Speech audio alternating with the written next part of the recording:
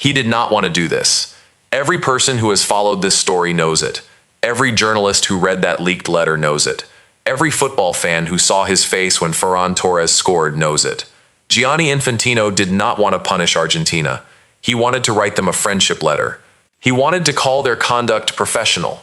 He wanted to send Claudio Tapia his most sincere congratulations and quietly make the investigation disappear before anyone noticed. But the world noticed. The footage went viral. The letter got leaked. The ethics complaints were filed. Norway's FA stepped in. Fair Square stepped in. UEFA stepped in. 23 million people signed a petition. And suddenly, the most powerful man in football was backed into a corner he could not escape from. He had to act. Not because he wanted to, because the entire football world was watching and waiting and documenting every single thing he did next. And now, Paredes, Molina, Almada, Ayala, all formally charged. The Argentine Football Association under investigation for 6 categories of violations across the entire tournament. Minimum 3 match bans coming, potentially much more. Gianni Infantino is punishing Argentina, and he hates every single second of it. Welcome back to Robert's Football Talk. I am your host, and if you are new here, subscribe right now, because today we are breaking down the most uncomfortable situation any FIFA president has ever been placed in. The man who called Argentina professional is now forced to charge them with assault. The man who suffered alongside Argentina is now forced to hand out bans to their players. The man who wrote with all my friendship is now forced to act like a neutral guardian of the sport he was never neutral about. This is the story of Gianni Infantino being forced to do the right thing. And why the fact that he had to be forced is the most damaging thing that has ever happened to his credibility. Subscribe now. Zero coding. Let us go.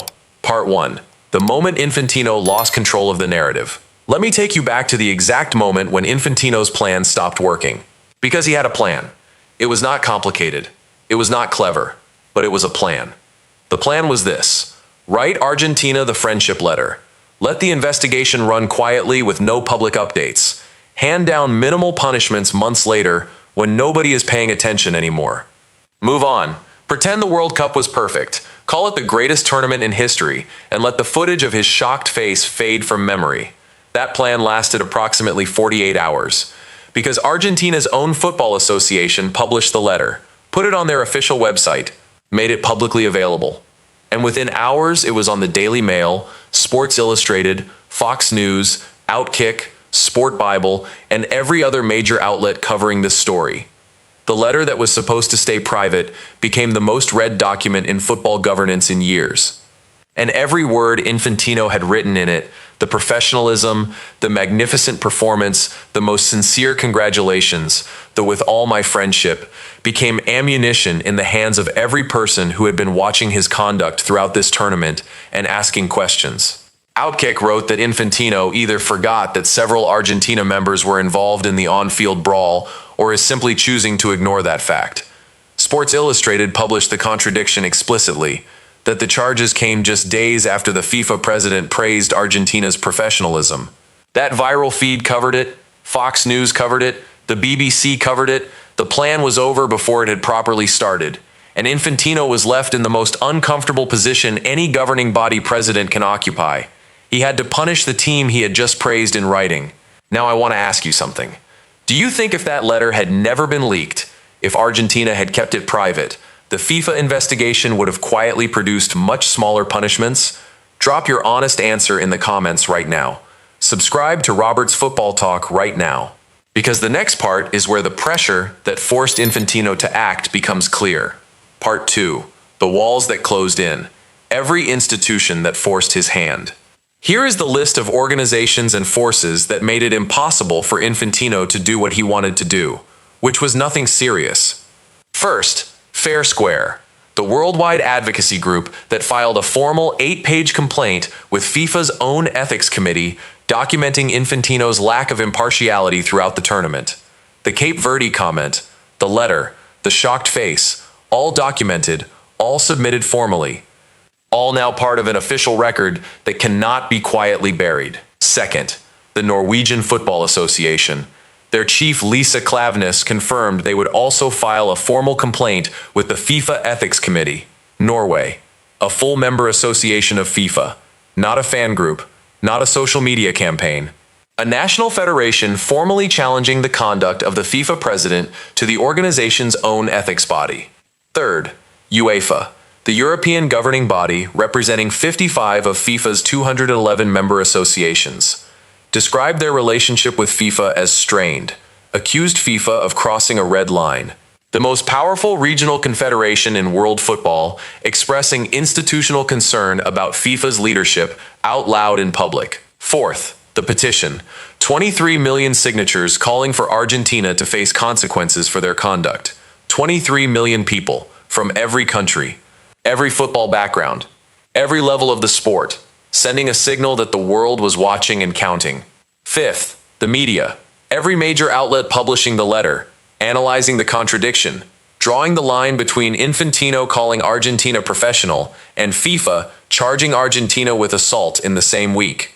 That contradiction published everywhere meant there was no version of a quiet resolution that would go unnoticed. Sixth, the footage itself. Paredes grabbing Garcia by the throat is on BBC broadcast cameras. Molina's punch at Rodri is on the record. Almada throwing Gavi to the ground is documented from multiple angles. This is not hearsay. This is video evidence that exists permanently and can be replayed by anyone, anywhere, at any time. With all of those walls closing in simultaneously, Infantino had no option. He could not write the Argentina Federation a friendship letter and then do nothing. He could not call their conduct professional and then fail to charge anyone. The contradiction would have been so enormous, so publicly documented, so institutionally challenged, that his position as FIFA president would have become genuinely untenable. So he acted. Not because he wanted justice for Spain, not because he believes in accountability, because he had no choice.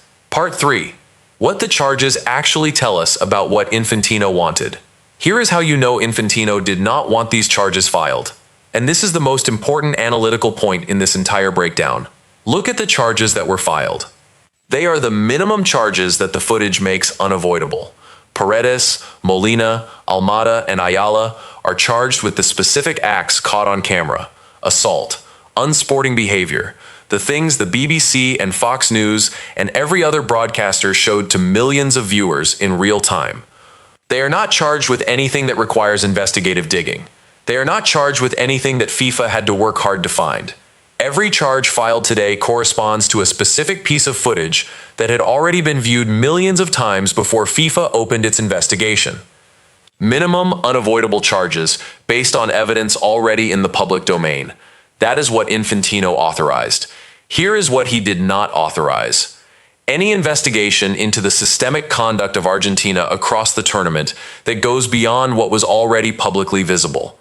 Any investigation into the VAR decisions that favored Argentina across multiple matches. Any independent review of the referee appointments. Any formal response to Egypt's complaint. Any formal response to Switzerland's complaint. Any formal response to England's Elfath concerns. He charged exactly what he had to charge because the footage left him no choice. And he charged nothing else. That is the signature of a man doing the minimum required to survive politically, not the signature of a man who believes in accountability. Now let me ask you this. Is the minimum charge approach from FIFA enough to restore any credibility to how this tournament was administered, or does it feel like the bare minimum to avoid the most embarrassing possible outcome? Tell me in the comments. Part 4. The Spain problem. The side Infantino never praised. Here is the angle that is sitting in the room and nobody is naming directly. And Robert's Football Talk is going to name it. Spain won the World Cup. Spain's players are the world champions. Spain defeated Argentina in the final with one of the most dominant performances any team has produced at a World Cup final. 20 shots to 2, 65% possession. Martinez 11 saves because Spain were that good and Argentina were that limited. And Infantino wrote Spain one short paragraph of congratulations. One paragraph. Less warm, less personal. Less emotional than the multi-paragraph friendship letter he wrote to the team that lost and is now under formal investigation for assault. Spain deserve better from FIFA than they have received since winning the tournament. Their coach Luis de la Fuente has spoken about the tournament with dignity. Their players have spoken about the victory with class. Rodri was punched by Molina and still conducted himself professionally after the final whistle. Gavi was wrestled to the ground by two Argentina players, and FIFA charged him for his reactive response to that assault. Spain are the world champions. FIFA should have been loudly and repeatedly celebrating their achievement since the final whistle on July 19th. Instead, the entire FIFA story since the final whistle has been about Argentina, about the letter, about the investigation, about Infantino's face when their opponents scored the winning goal. The world champions have been made a footnote in their own victory, because the organization that runs their sport was more emotionally invested in the runners-up than the champions. That is what Infantino's conduct has produced. Spain won the World Cup. And FIFA's president's legacy from the tournament is a leaked friendship letter to the team that lost and formal assault charges against their players. Spain deserved a FIFA president who was as loudly in their corner after they won as he was quietly in Argentina's corner throughout the tournament. They did not get that. They got Gianni Infantino. Subscribe to Robert's Football Talk right now and share this video, because the final part of this breakdown is the verdict that every football fan needs to hear. Part 5. Forced, reluctant, minimum, and what comes next. Let me give you the clearest possible summary of what has happened and what it means. Infantino did not want to punish Argentina. He wrote them a friendship letter while the investigation was open.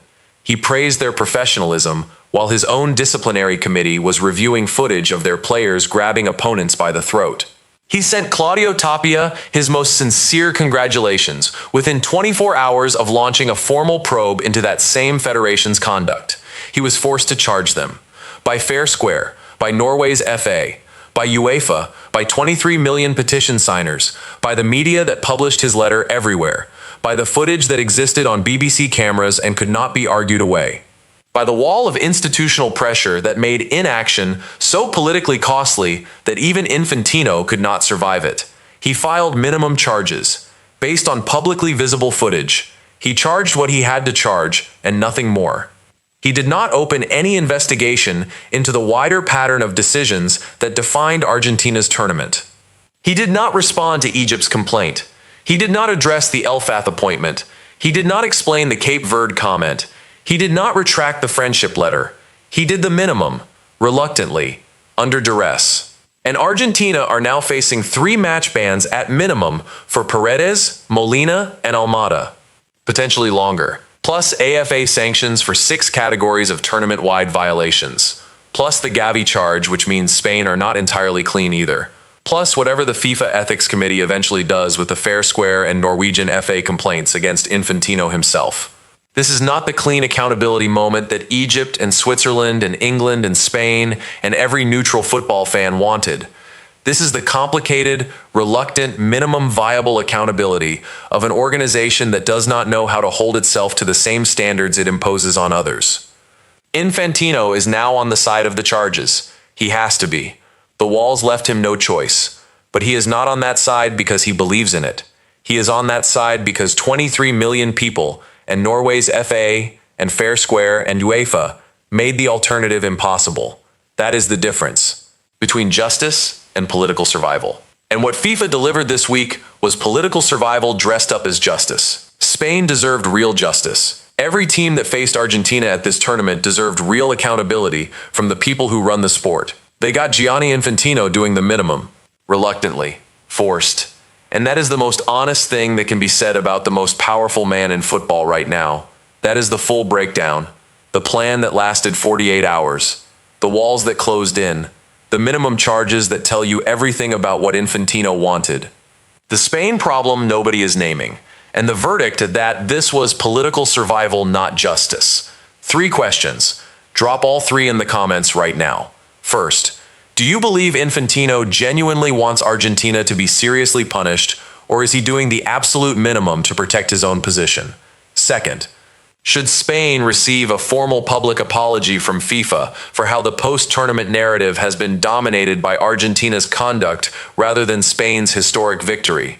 Third, will the FIFA Ethics Committee's review of Infantino's own conduct during this tournament produce any real consequences, or will it disappear quietly? Drop everything below. I read every single one. This has been Robert's Football Talk. Hit that like button, share this with every football fan you know, subscribe if you are not already here. New videos every single week. I will see you in the next one.